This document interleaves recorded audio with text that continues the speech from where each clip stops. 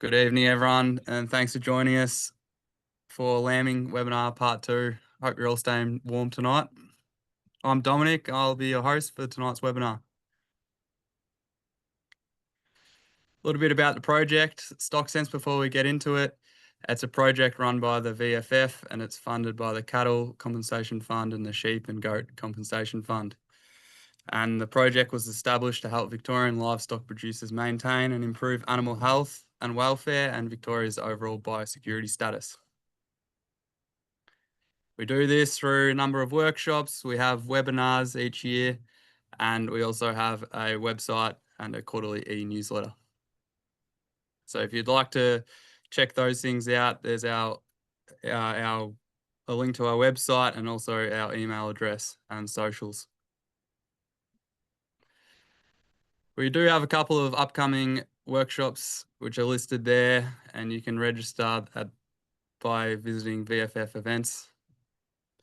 And we were joined last night by Dr. Conor McConnell, and he gave a great webinar on lambing essentials, and there was heaps of great tips and tricks in there. Tonight, Dr. Connor's back, and he'll be covering methods for preventing lambing problems. So a bit of housekeeping before we get into it. If you have a question, you can type it into the box. There's a Q&A box down the bottom of your screen, and we'll try to answer those at the end.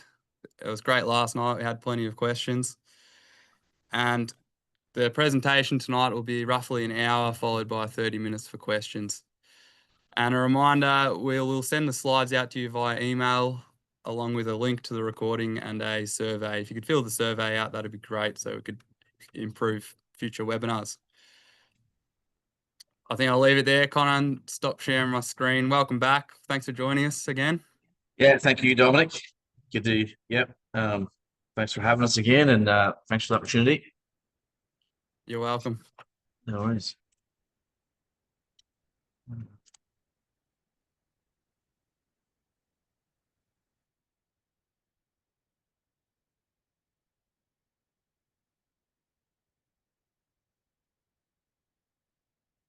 Yeah, so I guess last night we covered a lot of actual lambing and lambing dystocia problems just around the time of lambing and certain issues with lambs and stuff like that. There's a bit of a mixed bag tonight. We'll talk about from basically joining to actually in winning lambs, just stuff I think is useful, especially with this difficult conditions in the drought this year in Victoria. Most of Victoria anyway is in the drought. So yeah, hope it's helpful, and I just want to thank Tristan Job at Bendigo Sheep Vets who provided all the pictures. I got most of the pictures of Tristan for the presentation, and a lot of the content last night and some of the tips I actually got from the lambing first aid courses that Tristan does, and I do now as well. So yeah, big shout out to him. Just quick introduction again. I'm really interested in vets, do some cattle and trying to focus on sheep. I do a lot of sheepdog trialing when I got some spare time. I do some sheep AI, some sheep scanning, and I've got a small South Down stud in Croyte, Southwest Victoria.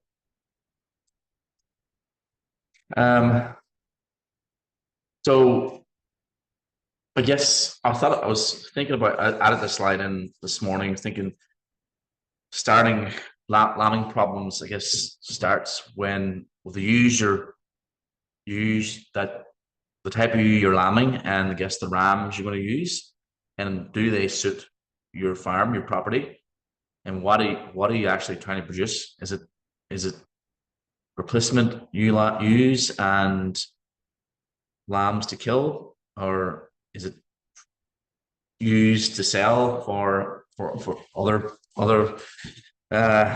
clients to use for use? So it just, if you really need to have an idea of what the end product is and set targets and goals to try and achieve that, ASBVs, they are Australian sheep breeding values. Start becoming more popular now, but I really think to get the best out of your rams and lambing and your lamb production, you should be selecting rams based on their ASBVs.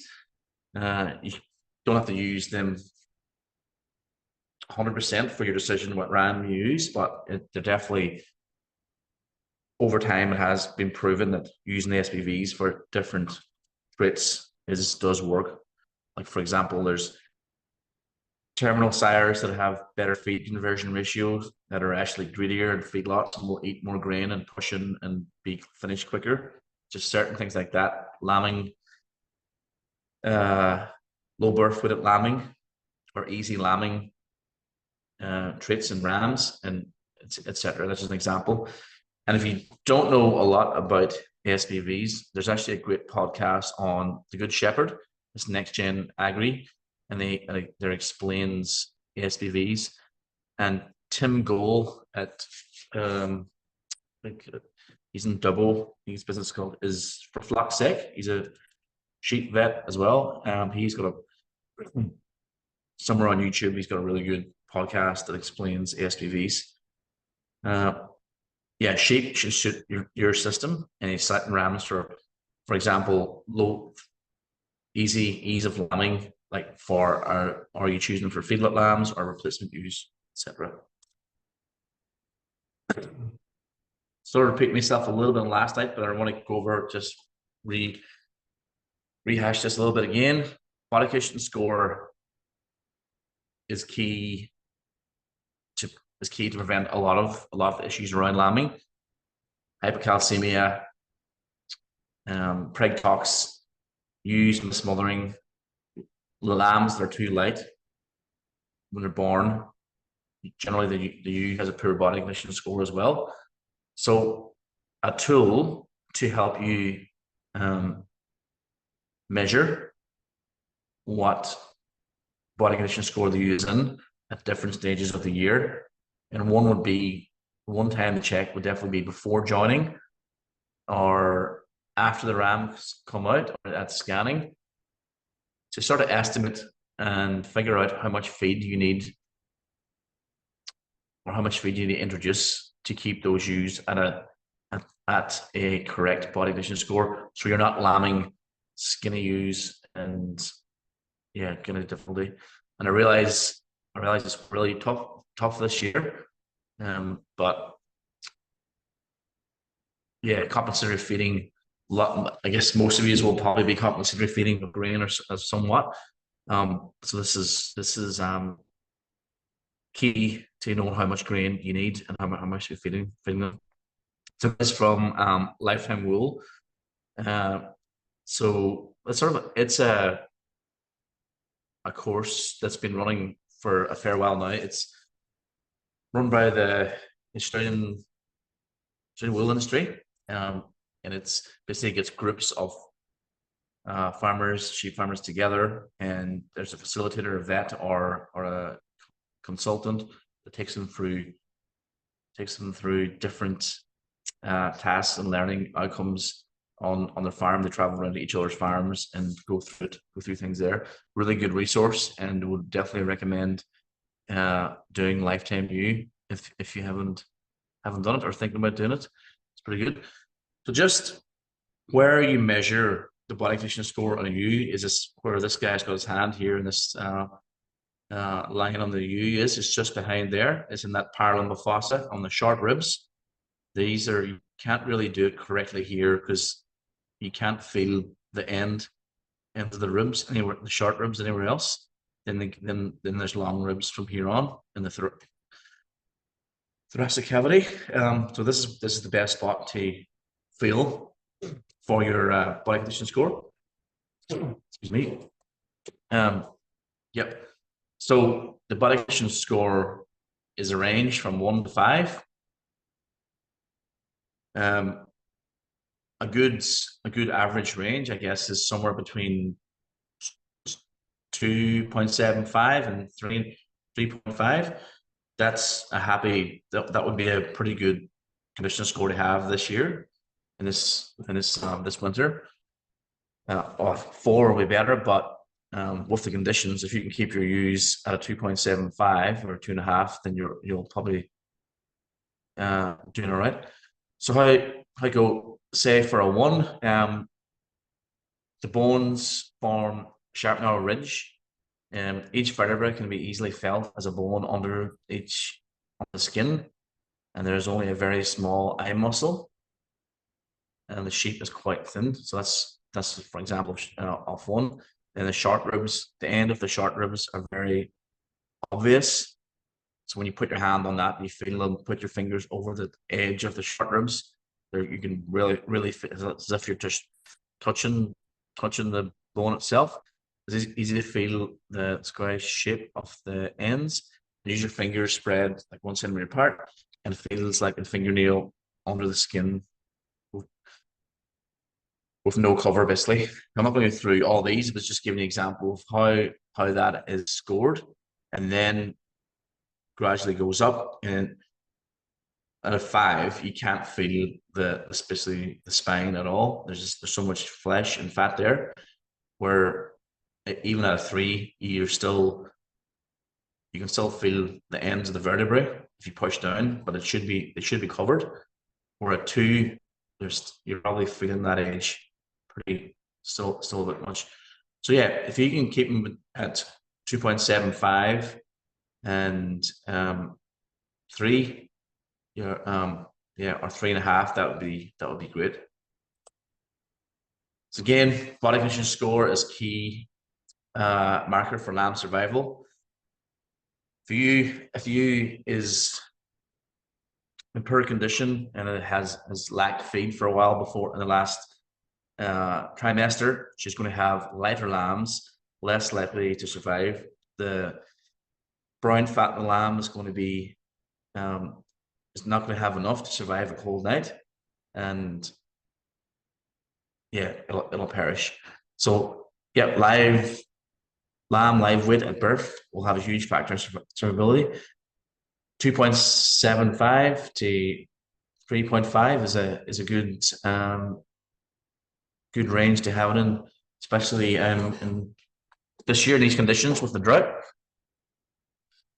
Another tool which is great to use, especially this year as well, to get your empties out of there, is ultrasound scanning, prig testing your ewes. Great tool to reduce feed pressure. So if you get those empties out of there, and also you don't have to feed your single bearing ewes at quite as much feed, so you can afford to move them somewhere else, maybe on a lesser paddock than the twin and triplet bearing ewes. So single bearing ewes are more likely to be okay with losing 0.5 of body condition score. Twins and triplets should maintain a body condition score, or even add some condition if possible during the last trimester. So you should ask your local vet to give you a guide on how much compensatory feed you need. If you still have dry feed available, which is not many people have that, there may be a little bit of green pick coming through right now, but I would recommend setting some paddocks aside so that the feed wage can get up. So even still containment feeding your ewes, so the grass can get up. If you eat that grass off, that little green pick off now, there won't be enough there for the spring flush to get it a really strong pasture to feed. People generally overestimate like the value of their hay. Hay alone won't sustain a ewe that's in lamb. They will gradually go downhill, and you'll be stuck. You'll have trouble then when they come. It'll creep up on you, and you'll have trouble. You come lambing. Just for an example, a merino ewe that's in a bare paddock that hasn't got any grass at all, and it's getting low quality hay, and that ewe is in lamb, he probably needs 1.5 kilos of grain per day. A lot of the properties I go to underestimate how much grain that new pregnant ewe needs, and it's usually a lot less than that. So, yeah, get some help and figure out how much grain, how much feed, supplementary feed those ewes need, because that'll be the factor that creates a lot of the problems. Your mismothering, hypocalcemia, preg tox at lambing time. Hey Connor, is that range 2.7 to 3.5? Is that on the point of lambing? Um, yeah, yeah. So if you could start at 3.5, you know, um, 3 months before lambing or 2 months before lambing, and even if they had at 2.75 at lambing, um, ideally more, but um, yeah, that's the minimum, I guess. 2.75 would be the minimum for pregnant ewe. Yeah, because they'll then, with lactation, they'll lose a little bit of condition then too. So then by the time that ewe is weaned, she could be quite light, but then she's got time to recover. So yeah, you're just trying to put a bank of fat or flesh there for lactation. Is that yeah, yeah, Yeah, that makes sense. Thanks. yep. Uh, so seeing a lot of this year, downer ewe. So diagnosing and dealing with a downer ewe. A downer ewe is basically a ewe that's laying down, unable to rise. Could be several reasons for it. So pre-lambing downer ewes, they just could be cast, which is they're heavy on lamb and they're gone on their back and they can't seem to rectify it themselves and get back up again. So you might need some help. Uh, Hypocalcemia, I'll cover that in detail soon. Preg tox, I'll cover that. Acidosis, which is just if they get of a big high intake of grain when their rumen hasn't adjusted to it, then they can get ill from that and have cause a toxicity and go down with acidosis. Emaciation, just too thin and too weak to stand up or deal with the two fetuses in there or lambing in there. Foot abscesses, or they have dead lambs, they've lambed and or they can't lamb or they have lambing troubles. Yeah, I mean. So post lambing downer ewes, so it can be lambing paralysis. Like for example, this ewe that lambed here had a huge big single lamb, quite a big pull. They had to push that head back in again. And what lambing paralysis is usually it's the nerves around inside the pelvis where the lamb's going through, and that tissue gets squeezed and pinched against the pelvis and can damage the sciatic nerve or the nerves going down the leg. So that lamb coming out or a big hard pull, pulling a lamb out, that's what can cause lambing paralysis. And it's usually a sign that has happened is when you tries to get up and her front feet are okay, but her back legs are knuckling like that, backwards behind her. That's usually a sign there's nerve damage and she's got lambing paralysis. So anti-inflammatories are key there. So meloxicam, 1 ml per 20 kg under the skin. So just in the ribs, just under the skin during the ribs there will really help that you get back up. Again, emaciation, just not enough feed and too thin, and lameness and hypocalcemia. So systemic. So just if there is a ewe down, just to give you some tips on how to examine a downer ewe. So starting at the head first, eyes, check the Menis reflex, which the Menis reflex is just putting your hand or something over the eye or near the eye, and if there's no response or no blink, then you can't see. Pregnancy toxemia, ewes can often go blind. That's just an indicator maybe that she's got preg tox, or sunken eyes when they're really dehydrated with acidosis. Their mouth, open their mouth up, check their teeth. Have they worn down all their teeth? Have they got no teeth left? Which is the name for that would be like a broken mouth. Doesn't mean they've got a broken bones or anything. Just they've lost teeth, and that could be the cause of the emaciation. That could be the reason that they're so thin. If they don't have the teeth to chew and grab the grass, especially when the grass is really hard to get, older ewes will struggle. It's fine; they can manage and get by when there's lots of grass and it's easy to pick up and it's long. So that having no teeth or lost a lot of teeth can be an issue for emaciation.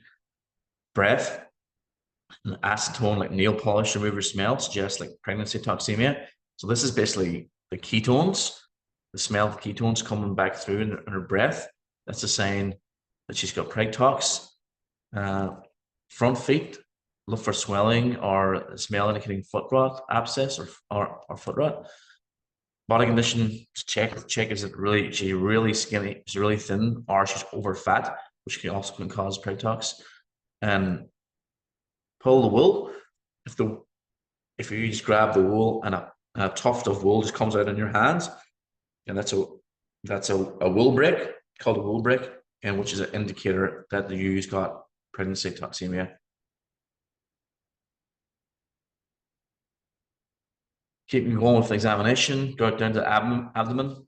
So put the ewe on its left side, and because the ribbon's on the left, the lambs generally get pushed over to the right. So below up to push the ewe's abdomen down to the bottom right, and you should be able to feel the hard structure of the lamb. Assess if the ewe is still pregnant, or maybe there's no lambs in there. Check the udder for mastitis. A ewe that has mastitis, it's usually not the two teats. It's usually one. One of them will be really swollen and hard, and if you squeeze it, maybe pus might come out, or it could be discolored, like black or really red and inflamed, and it'll be lame. If it's still in the early stages. Check the hind feet for signs of foot rot and abscesses. Feces, if there's diarrhea, it could be acidosis. Is it sticky, pasty consistent which is preg tox, or hard, dry pellets, which is hypocalcemia. And acidosis usually has like a brown, really distinct brown diarrhea. Vulvar discharge, so clear mucus is normal if you're going nearly at lambing. Red, foul smelling discharge indicates metritis. So there's an infection in the urine, or there's still part of a dead lamb or a dead lamb maybe still in there that needs to come out. A calcium response, if you have a donor ewe and you give some 4-in-1, so usually at 1.5 ml per kg subcutaneously, and she does get up in 10-15 minutes, then that sort of confirms that she had hypocalcemia.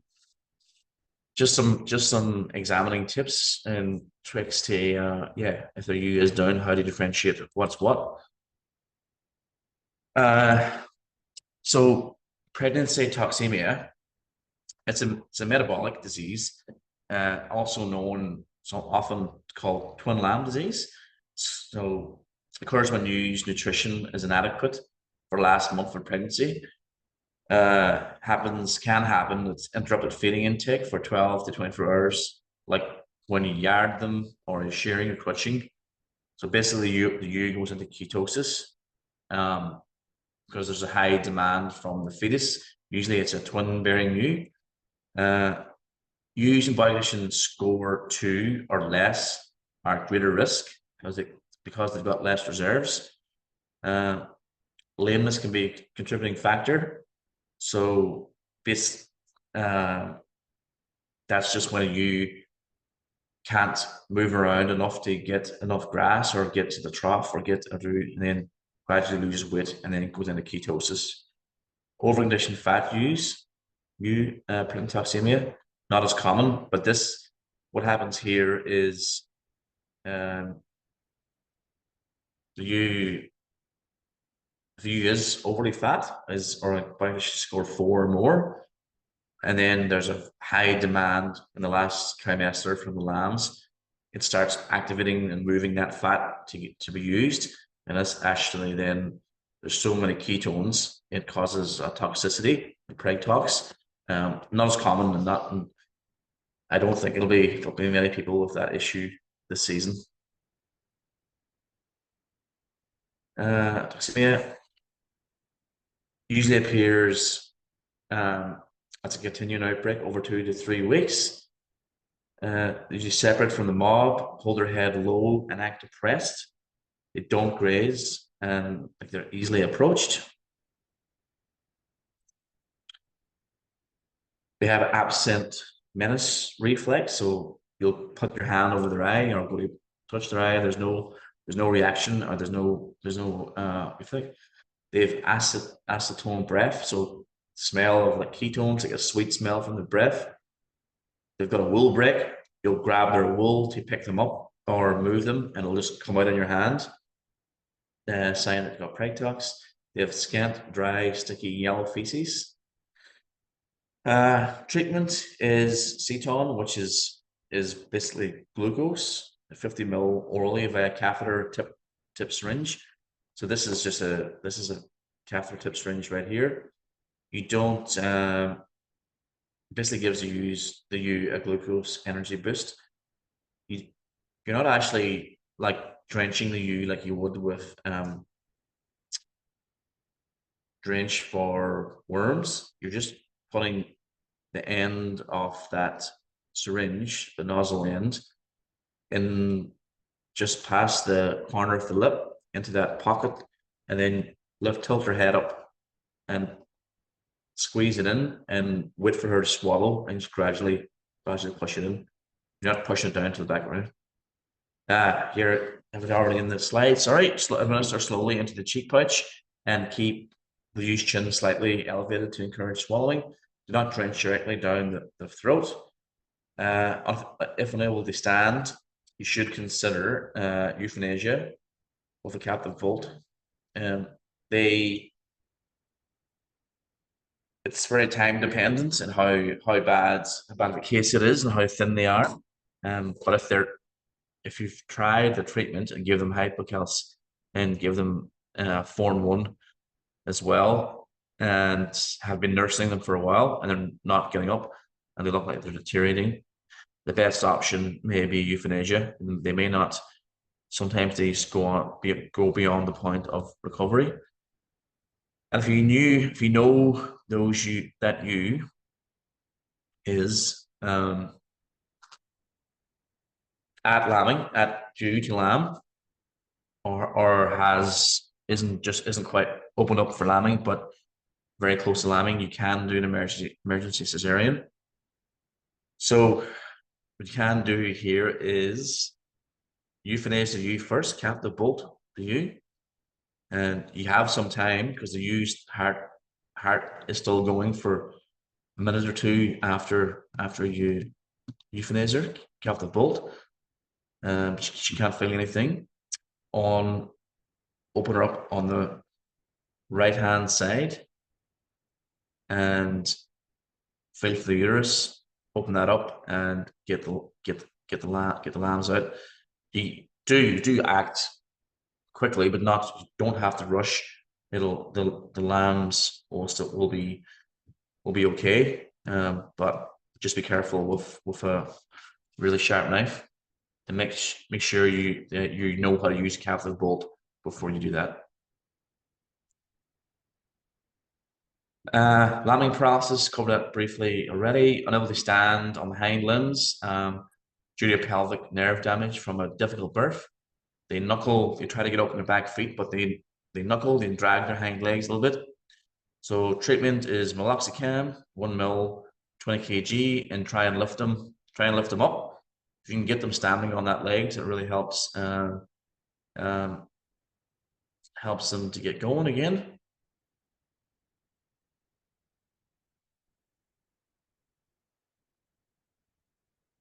Hypocalcemia. Hypocalcemia occurs again in the last month of pregnancy.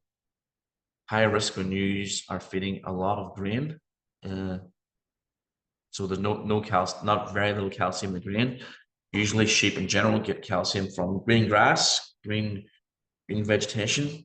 So they'll have dry, hard pellets of feces in the rectum and sudden collapse in late pregnant ewes. So treatment is mineral calcium borogluconate, so 1.5 ml per kg. So it's 75 to 100 ml for an average size ewe. And administer over the ribs here, the same same position here as this guy in the picture. Administer over ribs and rub vigorously. And also, it's quite helpful to give them 50 ml of glucose as well to give them an energy boost if they're down. These really handy to have while you're lambing. These 4-in-1 bags. They actually attach. You can cut the end off the line, and it attaches directly onto one of these guns. You can get these guns at the same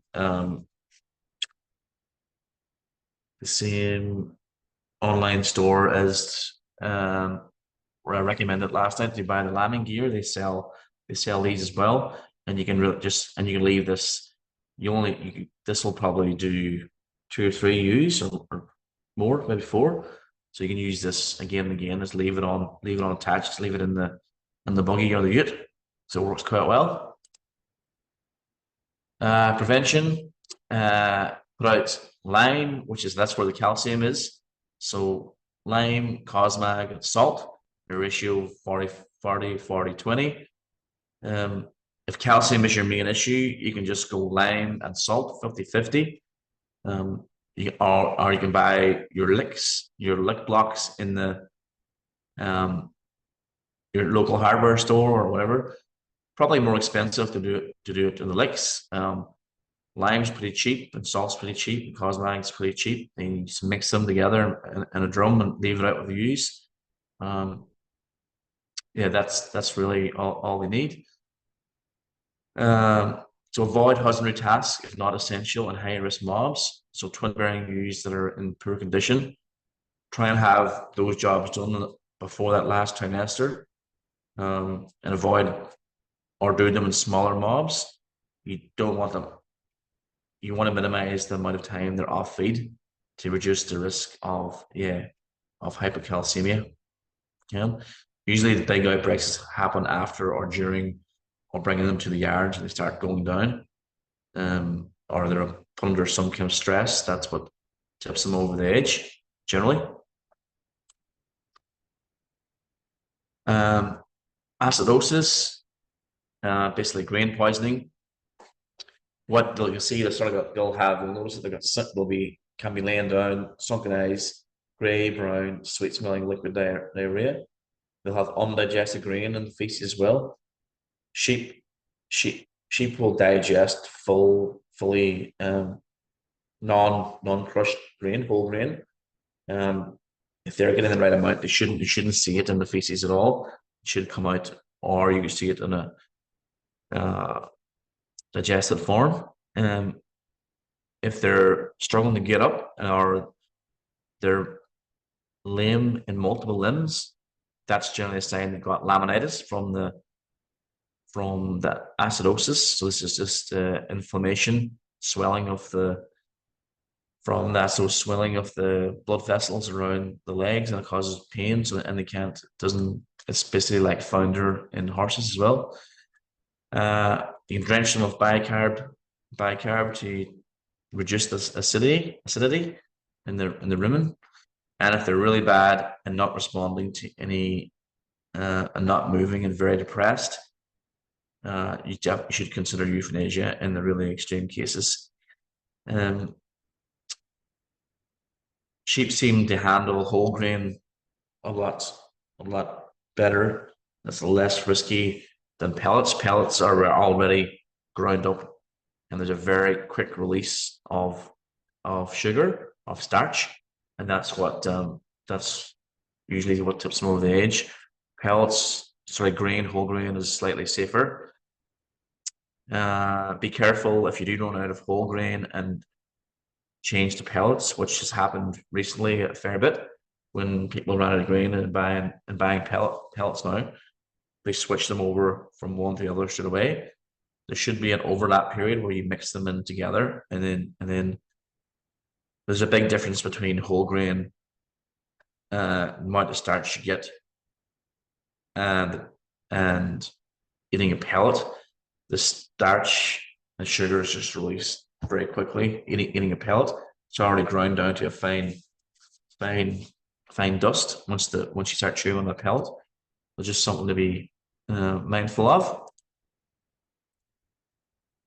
Prolapses. This picture is a vaginal prolapse. So relatively common around lambing. You have vaginal and uterine prolapses. Can be life-threatening, but can be managed. So contributing factors are containment. So you not walking around as much, laying down more, full of lambs. So full of lambs, laying down a lot, and that pressure coming back onto from the abdomen onto the vagina, pushing that out, and eventually the muscles and ligaments around that stretch, and it pushes it out. A lot of use recover well.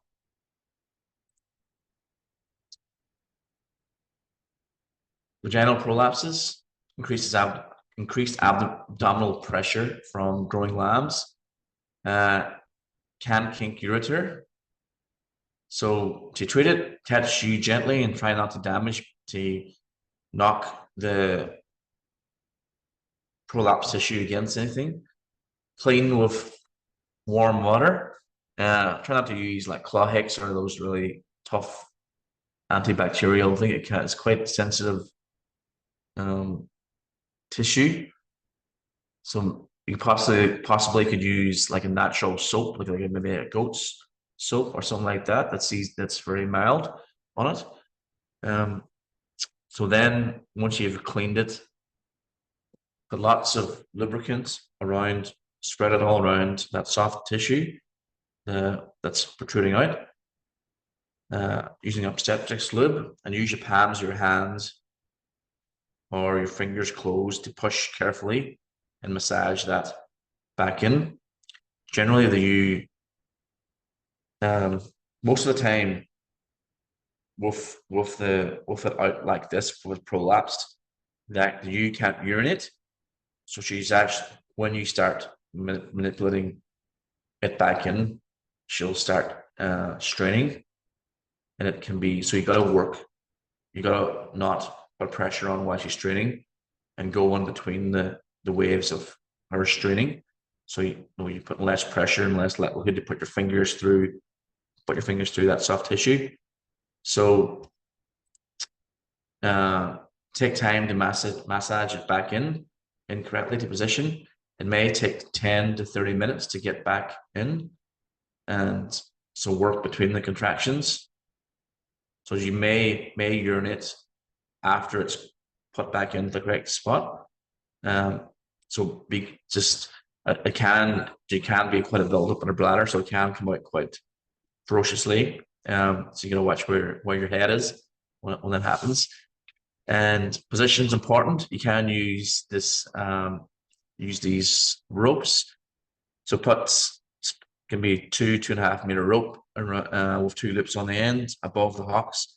And if you can get someone like this fella here to pull her up, and you would elevate it probably more than that, and just use gravity then to help you get it back in.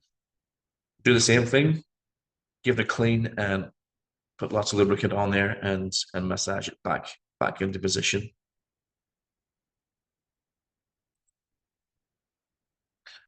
A truss. This is one of the methods to keep the uterine prolapse back in. You can buy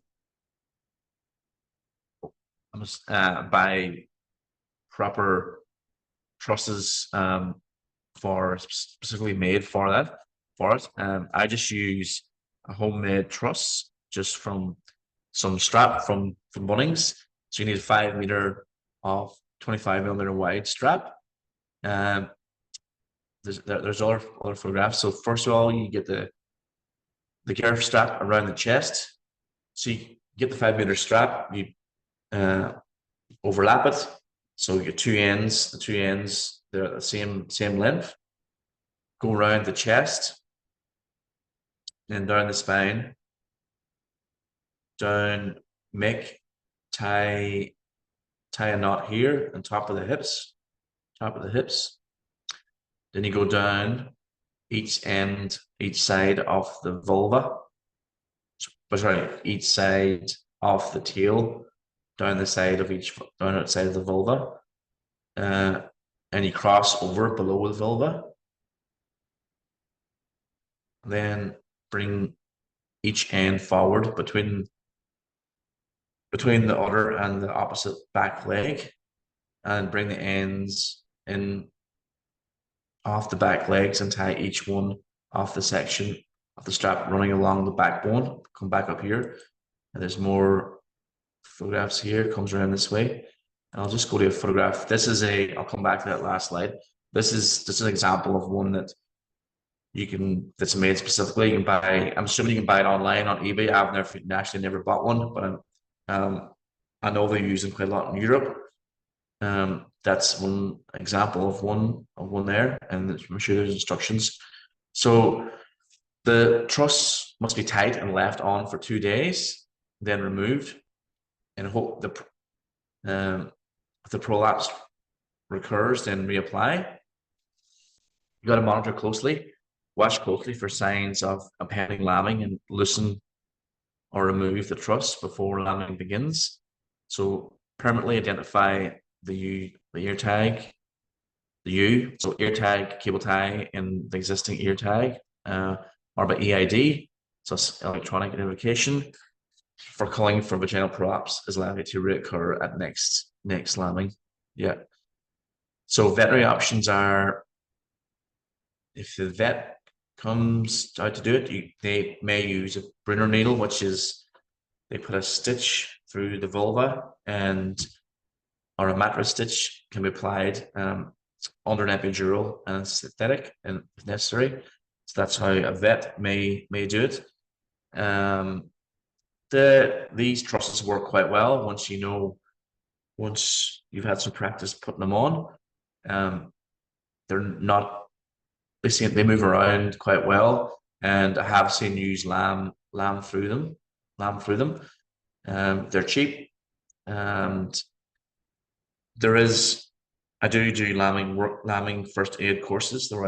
This is one of the things that I do teach. It's really difficult to explain it over a webinar, but yeah, I'm sure there's YouTube videos out there. Again, this is an example of a proper one that made, and I found this online as well. Another example, just to give you an idea. These ones go around the neck, attached to the chest, but the ones I make, I go around this side of the front legs side. It goes down each side of the tail, down and back.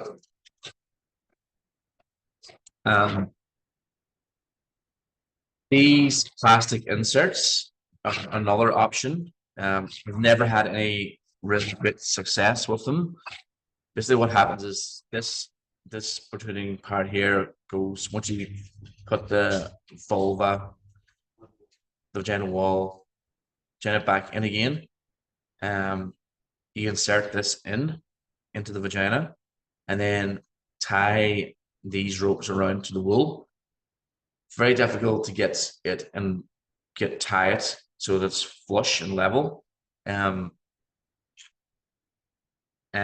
often find that it comes off the wool, or the wool breaks or pulls off, or they rub on it and it comes out. So I haven't had great success with them, but they are an option. Yep. Also would say treating Um, a ewe, a ewe that's got a vaginal prolapse, I'd be giving it meloxicam, 1 ml per 20 kg, and I also would give it oxytetracycline, which is Tetramax or Alomycin, because of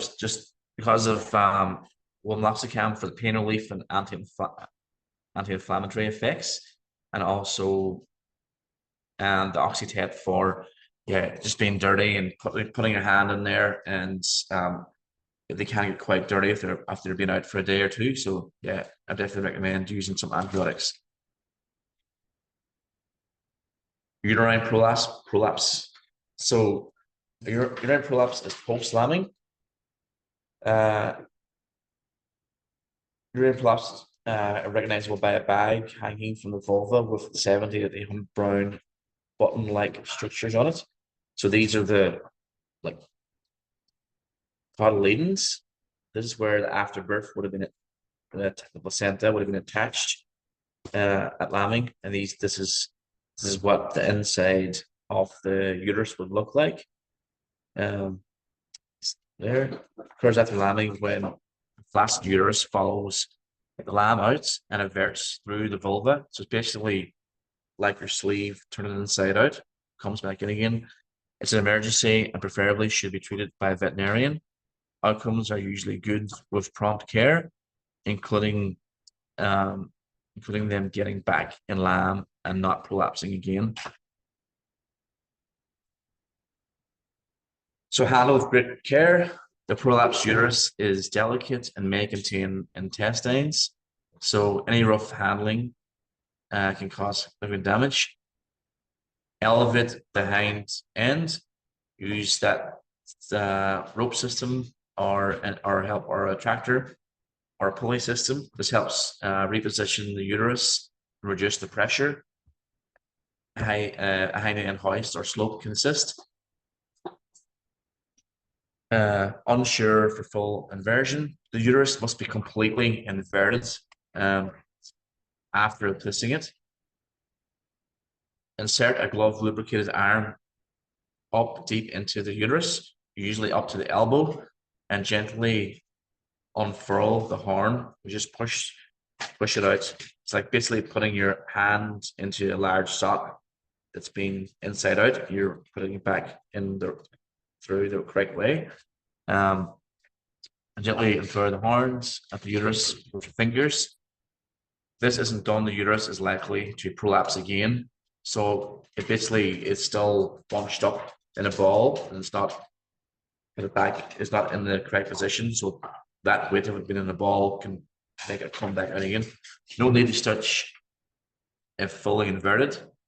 If correctly repositioned, the uterus will stay in place without stitching. So again, definitely with these borderline uterine prolapses, I would be using oxytocin, which is 1 ml of oxytocin. This makes the uterus contract down smaller, and this will help prevent it coming back out again. Helps it stay in. Calcium 1 ml per 1.5 kg subcut min ball form 1 supports muscle tone and helps prevent the reprolapse. Antibiotics 1 ml per 15 or 1 ml per 10, depends how long you want it to last for, of long-acting Tetramax or Alomycin, same thing, reduce the risk of infection post replacement. So this is very time sensitive. You need to get to them quickly if you can. So yeah, just that's the main issues with the use with that you need assistance with. And I just thought I'd touch on with it being with the difficult conditions at the moment with feed and everything. I thought I'd just give some thoughts on how you can manage that to best get as many lambs as possible in the drought. So I reckon wet drying ewes at lamb marking. it should really be done every year, but definitely it's really important to do it this year. It's a valuable tool in dry conditions. So it identifies non-pregnant and ewes that have lost lambs. So you separate the lambs from the ewes anyway at lamb marking. Run the ewes if you can, or make a makeshift race. Field their orders, check the body condition score. If they haven't reared a lamb, they're not on lamb. You can get them out of there. Gives possibility of selling them and reduces the competition for feed, giving the lambs remaining a better chance. So some scanning results this year, there's been 10 to 20% of ewes like that didn't conceive, and then a further 20 to 30% may have lambs but lost their lambs. This is just an estimate. Depends on how well they've been fed and the conditions and the weather, but it could be, so potentially there's 50% of lambs. Sorry, it should be 50% of ewes they're not rearing a lamb this year. So removing this last bigger portion of dry ewes will greatly reduce the pressure on limited feed. Yeah, you can either, so it gives you an option to sell them, or you can put them out the back of the farm somewhere so they're not taking that really good feed for the lambs, and it gives the lambs and the ewes that are milking a better chance and more less competition for feed for them. Lamb marking, with lamb marking you can prioritize the things you need to do and skip some things that you don't think is necessary. So to reduce the time they're in the yards and there's less stress put on them, only do the things that they have to do. Standing in the yards for a day and a half or full day or half a day will put a lot of stress and may cause some hypocalcemia in ewes that are in body condition 2 or under. So ear tagging is not essential at lamb marking, and I know most people do it, but they don't have to be tagged really until they're getting sold. So you can wait until they're a bit bigger. Drenching lambs almost never necessary at marking. They're not eating enough grass to be getting worms at that stage. So it's actually a waste of drenching causing resistance. So we shouldn't need to do that. That just saves you time at lamb marking. You don't have to do it. So they're off feed for a shorter period of time. If you do mules, you could consider skipping it for a year. You can mules up to 12 months of age, albeit they are bigger to pick up and heavier to pick up while they're a bit bigger. But mulesing lambs that are underconditioned and weak, underfed, is a recipe for disaster in my opinion. Try a year without it and maybe wait until they're a bit older. Early weaning. You can wean down to 10 kg, so the smallest lamb's 10 kg and 6 weeks old. So milk supply curve peaks at 2 to 4 weeks of lactation. It starts dropping from 5 weeks, drops sharply around weeks 9 to 10. But by week 11 to 12, lambs rarely rely heavily on pasture and grain. With bare paddocks, bring all this forward 2 to 3 weeks. So if you wean at 9, 10, 11, 12 weeks, you can bring that back 3 weeks, and that'll let you take those ewes away again to paddocks that have less grass and give the lambs preferential treatment. Lambs are what you're selling, right? That's what you want. You want to get in good body condition so you can sell them. There's little for lamb to graze, and you will take most of the grain being fed. So it does seem young, but it does work. You can't, but I would like to outline. You have to be feeding those lambs before you wean them. They have to be used to grain before then. So if they're being trail fed and it's been imprinted on them by their mums, they know how to eat grain already, and are actually by 6 weeks they're actually relying on grain quite a bit. Then that transition is going to be okay. You cannot wean them at 6 weeks and just put them on grain when they haven't been used to it. That'll be a disaster. You'll lose the little lambs. They have to be used. They have to be trained with the grain first and know how to eat it and be partially adapted to it. So that's key. Benefits of early weaning. Lambs can be safely weaned at 10 kg and 6 weeks old, provided they are eating solid feed. Allows you to feed lambs and ewes separately on targeted rations, reducing total feed demand by up to 40% compared to feeding lambs and ewes together. The ewes will push the lambs away and eat more of the grain themselves. Improves ewe condition and survival. Helps lambs grow better as milk supplies declines. Aids pasture recovery and worm control. And need high protein grain or pellet ration. So again, it's just reiterating that need to be on a high protein grain or pellets to do that. May sound a bit extreme at 6 weeks and 10 kg, but as long as they're eating, there's not going to be that much milk around this year with the low reserves in the ewe and no grass around to get it.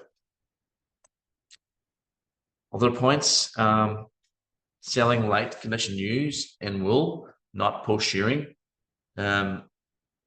First of all, if the ewes are really light, shearing is going to take a lot out of them, and they're going to look terrible if they are thin after shearing. They're not going to be very saleable. So you'll still get a better skin price for those ewes if you don't shear them. Although you may lose the wool, you still have something to sell. So full feeding to create a pasture wedge.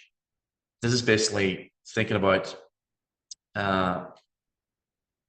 basically containment feeding, or using not containment but sacrificing a paddock or 2 paddocks, holding them in there, feeding them grain and maybe hay to let the grass get up. If sheep graze the green pick from winter rains, there'll be nothing left to grow in the spring flush.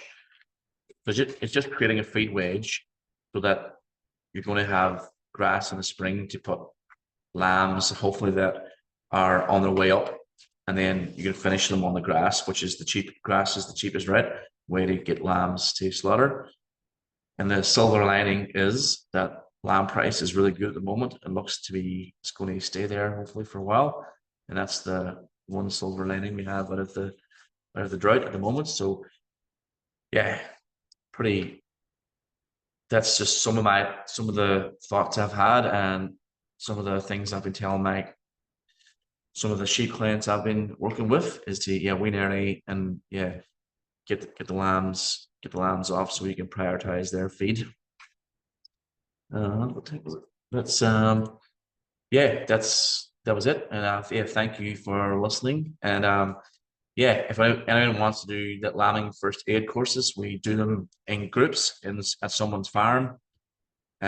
Usually during lambing, when we can have problems to fix and show you what to do. And if you want to email me or contact me, I'm happy to take any inquiries about that. If you want any of the equipment I talked about last night or today, that's where I get it at Livestock Health Systems, and they have an online store. So thank you, and I'll take some questions. Thanks, Connor. That's a great presentation again tonight. With your lambing course, the first aid course, how far do you travel? Because you're based in Southwest Vic. Anywhere as if I can get a group of between 4 to 10, yeah, I'll travel anywhere in Victoria. Yeah, basically. Yeah. Great, good to know. Yeah, there are some questions coming through. Great work, everyone. Just checking that there is no need to cut back grain about a month before feeding. I've been told that keeping the grain up will grow 2 larger lambs at lambing. What are your thoughts on that? Nah, that's sort of an old myth. Yeah, it's um you're far better off having the ewe strong so she can push the lambs out and having a good live birth weight. Um, sheep generally can control the size. Like it'll lambs will be generally fit for the size of the ewe's pelvis. Yeah, yeah. If you've been feeding lots for ages and they're using body condition 4, you could ease back a little bit, but it's risky because you could cause preg tox with that. Because then you'll reverting them back to using the fat off their body, and that'll could cause ketosis. Yep. Thank you. What about another nutrition question. What about good quality hay like lucerne? Yeah, If not much feed around. yeah, lucerne's great. Lucerne's high protein, great. Only thing about lucerne is low in calcium. You need it's high, it's got salt, but low in calcium. So just yeah, give lick blocks or calcium line, stockweed line and salt 50-50. Yep, Both and loose is both that good for energy intake as well? Lucerne. yeah. Yeah, it's not bad. Yeah, it's pretty good. Yeah. Just important to do a feed test or know what's in it. Yeah. Yeah. Yeah. Yeah. And in our webinar last week, we did provide a link to a AgVic booklet on feeding and how much to feed, because there are a few questions about how many pallets, and how much hay should I feed, and I'll include that link. That'll maybe Yeah. provide a bit of clarity. Another one here. You've covered a lot of issues that will occur with low body condition ewes. What are the main issues to prepare for with ewes that are body condition 4 or 5? Oh yeah. 4 and 5. Uh maybe if they have a single lamb, one lamb, um they may have a higher risk of the stroke, yeah, maybe. But that's probably yeah, that's gonna might be your issue. But other than that, once you get the lamb out, it should be fine. It's probably lambing issues, maybe, if it's a single lamb. Yeah, yeah, So there's more issues if they're a lower body condition than a higher. yeah. A lot more issues. Yeah, it's yeah, yeah. A strong U is a good like you'll yeah they'll should be able to sort of help yeah manage most things. Strong U, yeah. In terms of grain, is there a recommendation, corn or barley, wheat Um, around lambing I time? I I feed my own ewes 80% barley, 20% lupins. Just for barley's quite good value for money, I find, with energy intake, and then the lupins just provide that extra protein. If you can get it, it's difficult to get now in Victoria or down Southwest Victoria anyway. Yeah. Thanks, Connor. Are you feeding anything else as well Uh at the moment? really poor quality hay that I found. I got yeah, I'm basically relying on grain. Hay is just the hay basically is no value at all. It's just roughage. Yep. Yeah, which is important. Yeah. Yep. Yep. Yep. This is Yeah. I a think. question. Yeah, Yeah. sorry, you go. I think a lot of people overvalue how much energy hay has. Um, Grain as an investment is. a lot better. I think. If there's anything in the paddock at all, they just even eating weeds or dried old dead grass. That's enough fiber. Just put your investment into the grain instead. As long as they got something to chew on, yeah, that's what I would prioritize. Yeah, and buying grain, you usually know what the feed component is. Yeah, you know what's yeah, it's measurable and it's more value. There's a lot more energy in it. Yep.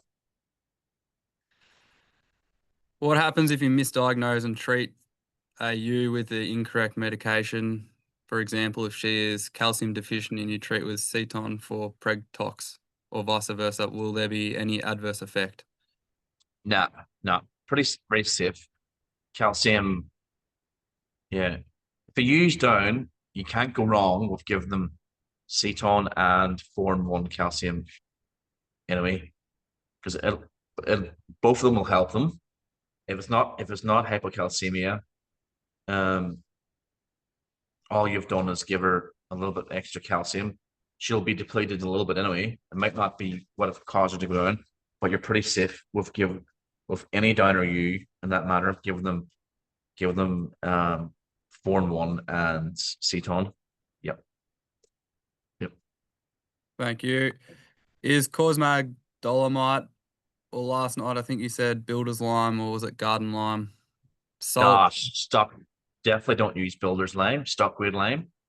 Stock grade lime. stock grade Uh, lime. And yeah. in terms of salt, is it finer salt or larger pieces? I think I just use pool salt. I get it in Warrnambool, $9 a 20 kg bag. Um, yeah, it can be that I have seen people use that bigger, yeah, rougher salt, but it doesn't really. Don't think it matters that much. Yeah, That's a good tip. Go down to your local pool yeah, store. yeah, How yeah. does ketol compare to cetone? It's basically the same stuff. I think it's different brand names. Yeah, Ceton and Keto. Yeah, Keto. Yep, same. It's same. It's a 5 liter jars, and it's a pink or purpley color. One just is a slightly different color than the other. I'm pretty sure it's the same thing, just different. Yeah, different brand. With excuse me, with acidosis, Yep. what was the drench? Was it bicarb soda? What's Yeah. Bicarb. I can't remember offhand what's the ratio of water and bicarb. Uh, if you look up MSD, you'll be able to find it in there. Sorry, I can't remember the ratio, but it's you basically get it. You can't go much wrong with that either. It'd be probably 10 to 1 water or bicarb to water. It just yeah? And how many mil? you probably only need to give you 20 mil of it. So as you mix it in like a slurry, it's white. It's like not. It's so if you can suck it up in a syringe and you've mixed it well, then you're good. I'd say as a tip. If it's too thick to suck up in a syringe, then you haven't got enough water in there. Thank you, Tim. So the podcast you mentioned, I can send a link in an email. But who was it? Tim. Tim Goal, it's for Flock's sake. He has a business called For Flock's Sake based on Double, and if you look search through his Facebook page, you'll find there's maybe contact him. He has I think it's a podcast or webinar on how to assess ASBVs. And also there's one on the Good Shepherd, which is next gen agri. There's one on there that's quite good. Good. I'll grab those links off you, Connor, and I'll shoot them in an email after. Yeah, yep. That's good.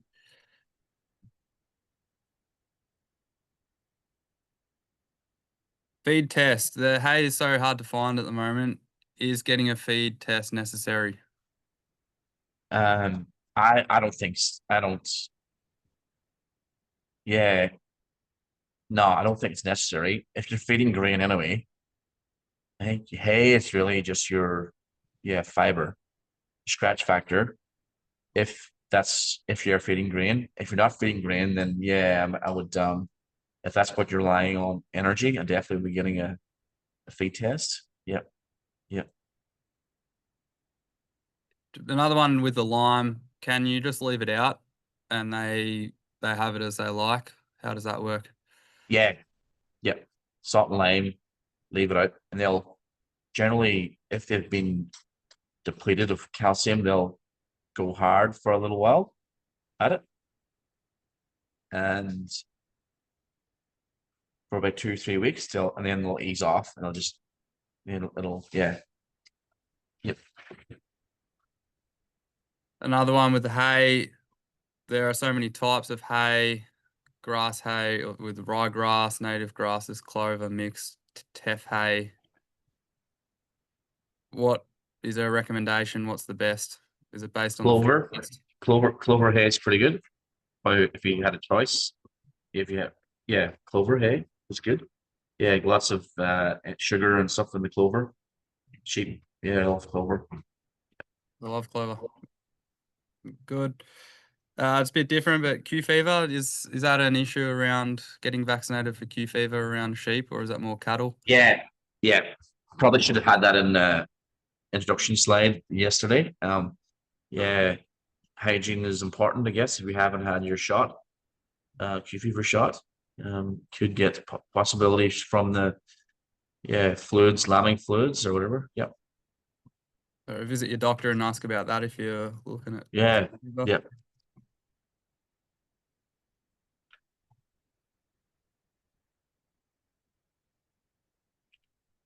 I have a flock of 20. How can I feed out grain to see how much each would get? Feed bag says 200 to 300 grams each. How do you know how much they get? Get a bucket and weigh it.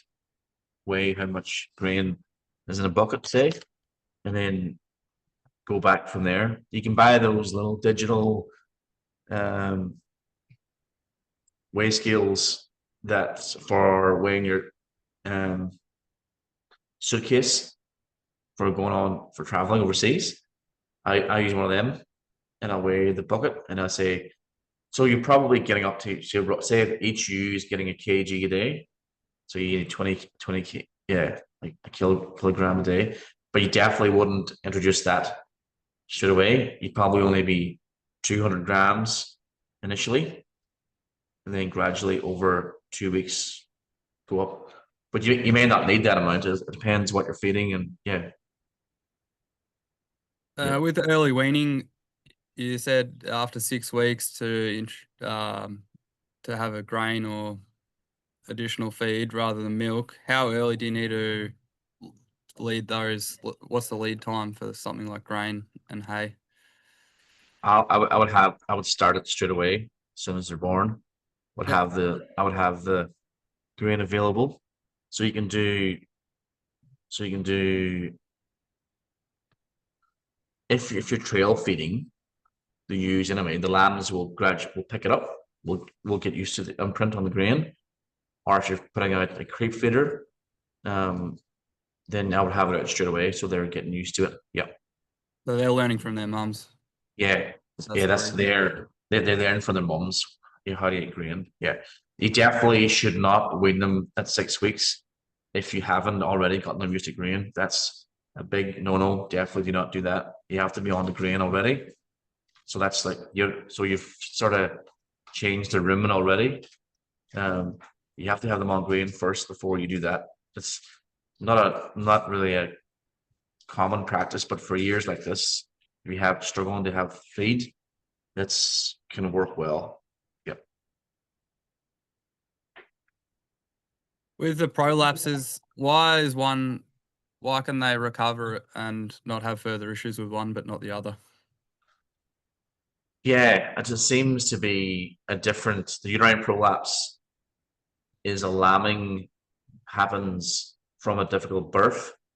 It stretches things and then comes out at birth or just straight after birth. Um, they seem to be once you put them back in again, you don't need to do anything. They go back, it constricts, and then they seem to be fine. Whereas the vaginal prolapses, and I think those muscles and tendons and ligaments around the vaginal wall don't seem to go back to the same, or seem to do it again next year. Yeah. So it's saying you're constantly spending too much time on labor and watching them, and yeah, yeah. What's the best age for banding tails and balls on Dorper lambs? Is that the same with any lambs, the age? Same with any lambs, yeah. Yeah, 4 weeks plus, 4 days, four. I probably had to go 5 weeks, 5 to 12 weeks, but in that range. Yeah. In an emergency bloat situation, grain or frothy bloat, if you use a trocar or granular, will vet assistance still be needed for stitching or infection management? Uh, yes, possibly. Um, Never had much success with the trokers, because you're basically causing a hole in the abdomen into the rumen, and yeah, you relieve the bloat in it, but you've caused a generally infection, usually peritonitis. Getting the drenching stomach tubing the U or tubing the U with bloat oil is better for frothy bloat. So what happens with frothy bloat is the whatever feed they've on has caused too much starch. It's frothing the foam on top of the liquid layer in the rumen, and basically that foam airlocks the U's, which you can't basically burp, can't get the gas out of it, and that's what happens. So putting oil, drenching her with oil, bloat oil, covers over the foam, so the air, so she can get the gas out. Yeah. Yeah.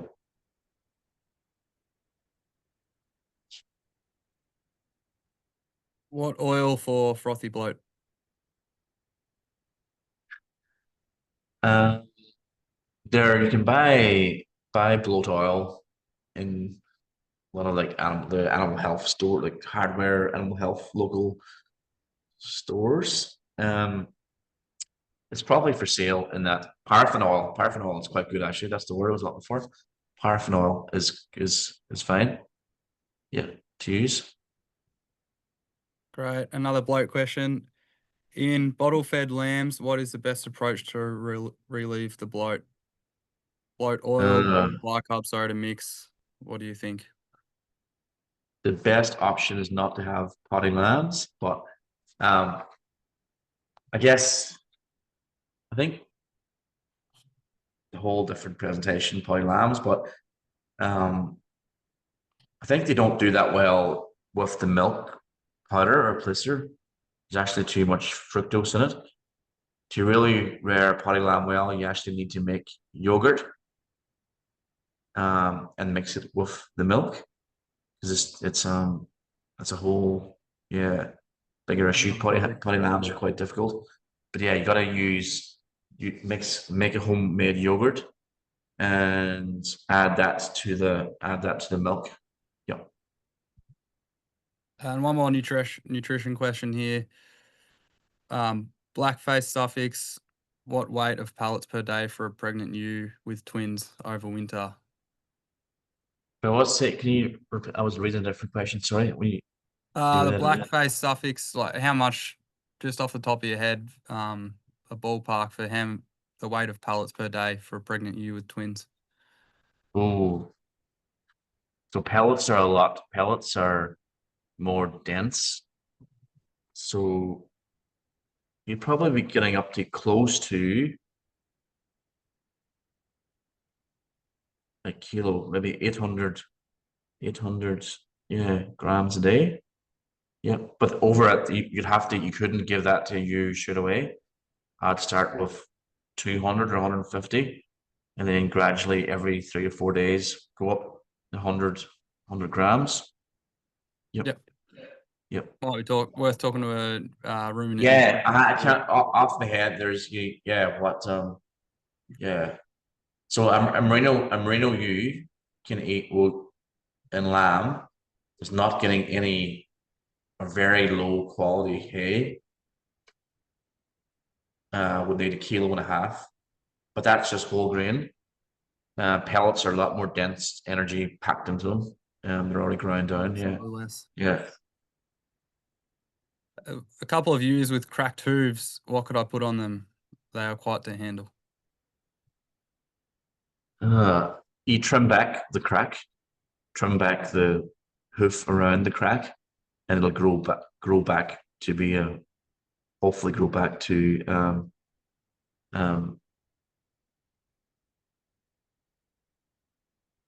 a normal hoof. So Yeah. you don't really need to put any patches on or anything. They'll just. Nah. No. No. No. All right. I think that's it for the questions. Thanks, Connor. No Uh, worries. we will send some slides out with a link to the recording. And yeah, thanks for joining us the last couple of nights. It's been great. Yep. Thank you. No worries. Thank you. Thanks for having me. And it's good to get so many questions. Yep. And for those tuning in, good luck with the upcoming lambing season. All the best with that and have a good evening. Stay warm. Yeah. Yep. Thanks everyone. Have a good lambing. Cheers. Bye. Bye.